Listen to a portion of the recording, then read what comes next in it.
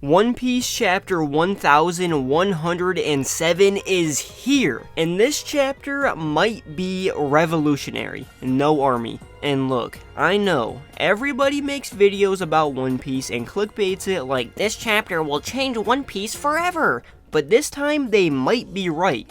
So let's get into it. So the chapter starts out with the entrance of Dory, Broggy, and apparently Oishi and Oimo came along too. And if you don't remember, Oishi and Oimo were the giants who were tricked into guarding the gate back at Eni's lobby. And needless to say, since they're giants, they're Usopp's homies. And look at my little long-nosed freak tear up, man. Usopp reuniting with the giants is such an underrated moment in this chapter. It has been 24 years since the Straw Hats left Little Garden in the manga. You have to understand, that is so long ago that Chopper doesn't even know who Dory and Broggy are. But we actually just made an entire video covering the Giants' return, so if you want to check that out, please do. But for now, I want to talk about Zoro versus Rob Gucci, and the fact Rob Gucci is talking mad shit to Zoro. And I want to bring this up now before we get any further.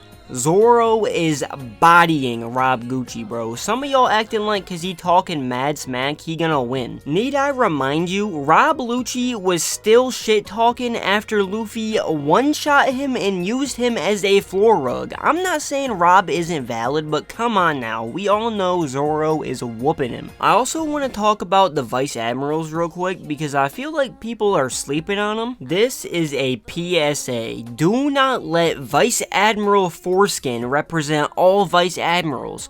Please. Obviously, this ugly ass Vice Admiral is not gonna be able to stop a machine literally invented to be the strongest race. If this was like Momonga or Doberman, I promise we would not be in this situation. Another thing we see in this chapter though is Bonnie figuring out that Luffy is Joy Boy, which honestly, this scene was worth the wait. Bonnie being all in tears and Luffy just going, Nika?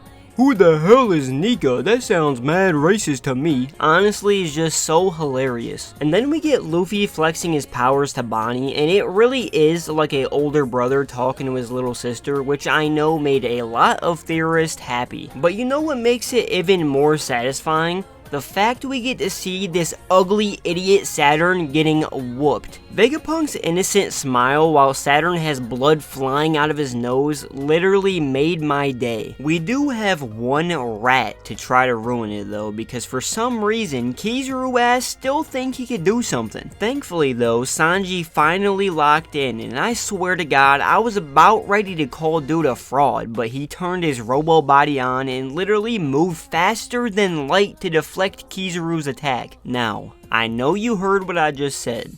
Yes, Sanji moved faster than light. Listen, bro, hold off on the power scaling for now, please, bro. Just listen, bro. Sanji did this, alright? I know what he did.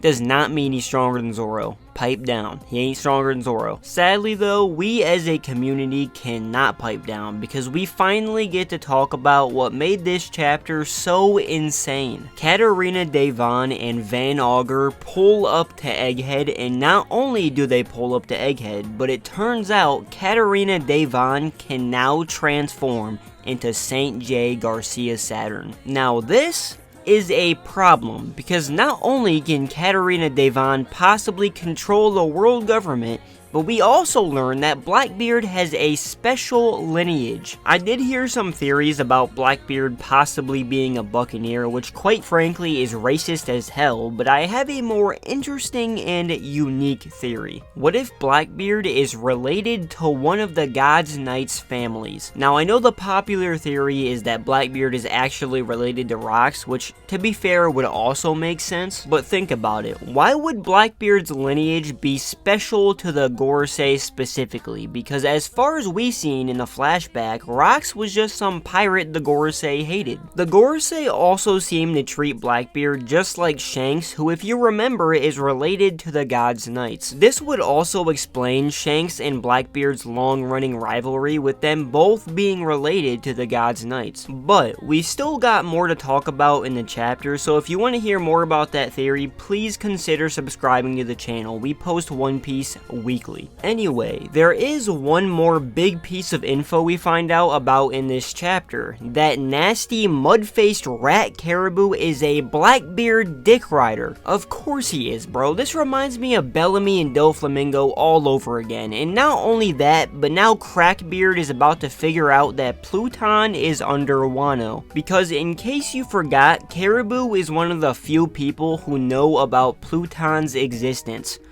Oh, man, this chapter was so stressful, and don't forget, we still got a good chunk of Egghead left. But hey, that's it for this video. Let me know in the comments what you thought of my Blackbeard theory, and let me know how much of y'all hate Caribou.